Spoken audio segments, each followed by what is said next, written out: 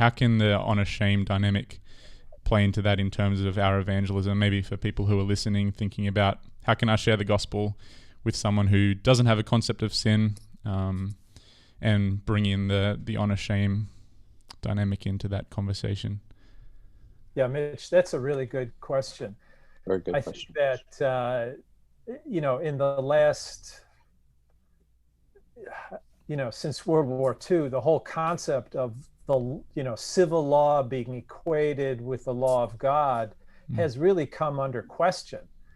And because laws can be unjust. And, I know, for example, the impact that World War II had. My family being of German heritage, my father was a German soldier in World War II, and I've struggled with a lot of these issues of, how did this horrible stuff happen in Germany, the Holocaust and all. And one of the reasons was the Germans, people said, well, I was just doing my job. I was following the law. Mm-hmm. And so the question about unjust law has undermined evangelism, which is based on a legal framework. I wouldn't say this is true for everybody, but for substantial numbers, I think this could be true. And this has introduced, is part of why we live in this postmodern world now.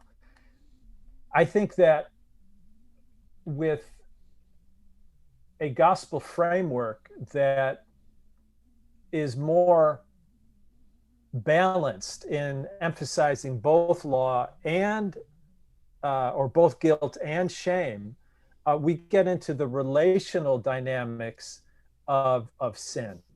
There's an interesting verse in Romans chapter 2 where Paul, who is speaking to the Jews in this section, he says, you who boast in the law, who's he speaking to? He's speaking to, of course, the Jews, because they're boasting in having the law of God, being the elect people of God, Israel and so on. Having received the 10 commandments and so on.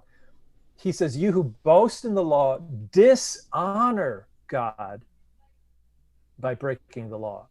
And the emphasis there in the Greek is on dishonoring God. And breaking God's laws is really indicated as one way of dishonoring God. The force there is on the dishonoring of God as the violation.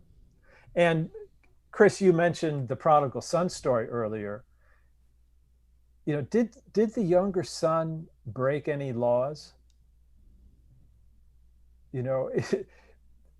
What the younger son did, and the older son as well, they both dishonored the father. And so when we understand sin as dishonoring God, it opens up new avenues for understanding human brokenness and understanding, the human condition as something more complex than the violation of a legal code or the violation of God's moral edicts, for example.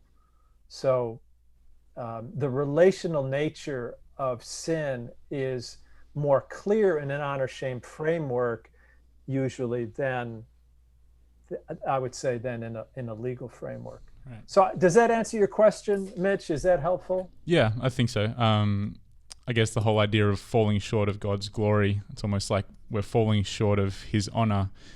That's exactly right. Yeah, and in fact, that's the shift that I would say we made in talking about sin, was that we moved from a more abstract, legal, almost philosophical. That's probably too harsh. I don't know that we were, working just in the philosophical world, but to a more personal, falling short of God's honor. God is this honorable being who's pure virtue and pure love, and we we've blown it, right? We've done all of these things that have dropped us far below what God's expectations were for us. And so because of that, that's what sin is. And when we talked about that with our Thai friends, this sense of moral obligation, right? That God gave us all of these things. He gave us the breath of life. He gave us existence. He gave us all the blessings that we enjoy. And yet we fail to honor him appropriately.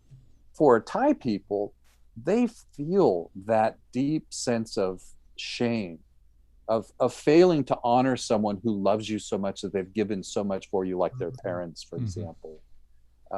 It's the classic Nathan coming to David. And remember, when the Lord speaks to David through Nathan, essentially, he kind of sounds like a parent who says, I gave you this, and I gave you this, and I gave you this, and this is how you repay me. You did this. Well, let me tell you, that's not working.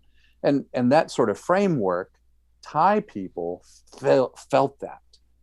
Whereas when we were working with a more Western legal notion, they kind of got it because they have laws, they have rules, but it doesn't get them like the parable of the son and the two sons and the father.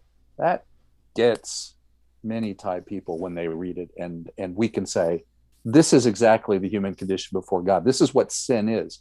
Sin is, yes, breaking God's laws, but it's also breaking God's heart, and it's failing to return to God the honor that he deserves and expects from us. So it's good. We actually developed a little booklet. It's called the Father's Love Gospel Booklet. Mm-hmm. And it's been translated into Spanish, Arabic, and a few other languages. And we have a ministry partner in the Middle East who translated this from the English into Arabic, and they had it printed there. And this booklet became so well received because, it's about a family. It's about two sons. There's a big surprise in the story, where you would think the father might want to kill the younger son for being so shameful, and bringing such dishonor on the family. But instead, the father embraces the son and kisses him and celebrates the fact that he has returned with a huge banquet and puts a ring on his finger and, gives him his special robe and so on. He really restores his honor. And a little over, I guess it was about a year and a half ago now, they said, yeah, we want to print 100,000 of these. Can you help us with the funding for that? And, we did over time help them with that, because they found that this way of articulating the gospel so resonated with the people.